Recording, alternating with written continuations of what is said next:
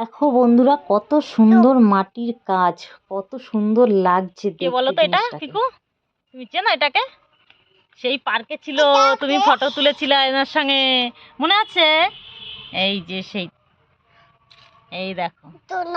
হ্যাঁ, পার্কে তুমি গেছিলে, ফটো তুলেছিলে, তাই না? ইয়ে, কত সুন্দর দেখো মাটির কাজ করেছে। এই দেখো কত সুন্দর মাটি দিয়ে বানানো। তো এটার উপরে রং টং করা হয়নি এখনো, তাই না? দাদা একটু সোজা করে ধরো তো একটা গণেশ। গণেশ না, একটু টম টম। এই মাটির উপরে যখন রং করা হবে না, তখন আরো সুন্দর লাগবে দেখতে।